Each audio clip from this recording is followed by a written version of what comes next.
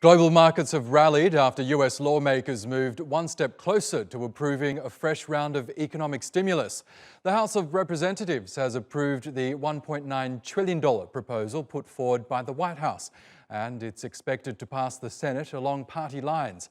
But as Paolo Montecillo reports, the package neglects one important concern and is likely to disappoint progressives. The bill is passed without objection. A motion to reconsider is laid upon the table. The debate continued well past midnight, and the Speaker couldn't even get all her members to toe the line. But in the end, even with two defections, House Democrats passed the $1.9 trillion stimulus bill championed by U.S. President Joe Biden. More than a year ago, more a year into this pandemic and economic crisis, the American people need to know that their government is there for them. And as President Biden has said, help is on the way. That help will come in the form of a $1,400 check for any American with an annual income of less than $75,000. People on unemployment benefits will also get an extra $400 a week until the end of August. The package also sets aside $350 billion to bolster the finances of struggling state and local governments. Now the bill moves to the United States Senate, where I hope it will receive quick action. We have no time to waste. If we act now, decisively, quickly, and boldly, we can finally get ahead of this virus. We can finally get our economy moving again. The bill's expected to pass in the Senate despite staunch Republican opposition. That would hand President Biden his first legislative victory. Meanwhile, his predecessor is getting ready for a comeback. In his first post-presidency speech, Donald Trump teased another run at the White House. But who knows? Who knows? I may even decide to beat them for a third time, okay? General elections in 2024 and the midterms next year add pressure on Democrats to achieve as much as they can while they hold a majority in both the House and the Senate. The party has already suffered a setback on one major election promise, doubling the minimum wage to $15 an hour.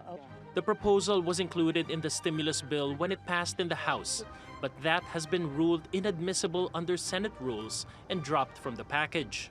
Democrats insist raising the minimum wage remains a priority, saying it'll help millions of Americans and the economy long after the pandemic is over. Paolo Montecillo, TRT World. And joining us live from New York is Mickey Levy. He's the chief US economist at Berenberg Capital Markets. Great to have you back with us, Mickey. As we heard there, this relief package will include, among other things, a fresh round of stimulus checks, $1,400 worth to many Americans. It'll extend and enhance federal employment benefits. It'll also expand a child tax credit and send around $350 billion to state and local governments. So a lot of spending measures there. Is this what the US economy needs right now?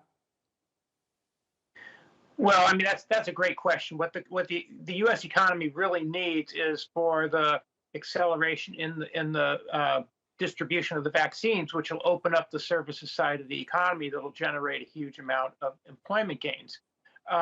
But the Biden administration is, just trying to do everything in its power to stimulate things very aggressively in the short run here. And so the House, by a very narrow margin, passed this package. The Senate will likely pass most of it, and so the question is, will it be too much? Will it overheat the economy? And the amount of money we're talking about here, when you add it up with the CARES package, it'll come out to 25% of GDP in deficit spending in the last year. And in some areas, it's way, way over the top. People are not spending the checks they're getting; they're just saving them. And so this is going to pass because of the political impetus. But the U.S. economy, once it opens up, is just going to absolutely boom.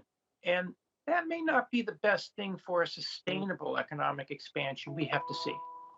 Can I ask you about one of the key measures that looks like it's going to be shelved for the purposes of expediency, and that's the hike in the minimum wage to $15. It was a signature policy of the incoming Biden administration and of many progressives within the party as well. But in order for this bill to pass the Senate with a simple majority, it looks like Senate Democrats will agree to shelve that for now.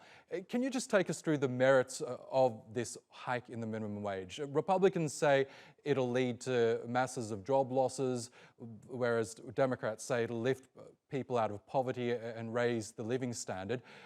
Is there a case to hike almost double the minimum wage here? Well, look, a hike in the minimum wage so large, it cuts both ways.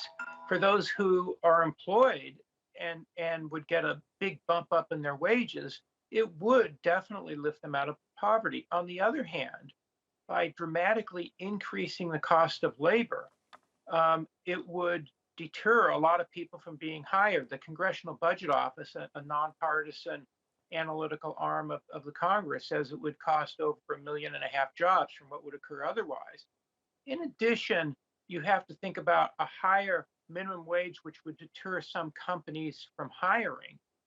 It would also cut back on their willingness to spend money on training. It would push them toward more and more automation that cuts out those types of jobs.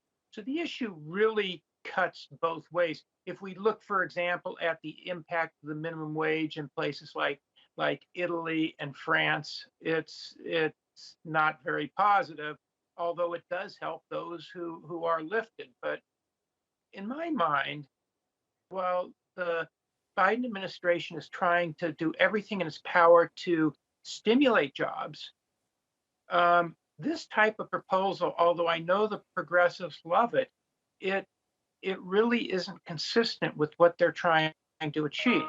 What they should be trying to achieve is permanent jobs, job training, and this is really not the right way to go about it. But it's part of the overall package.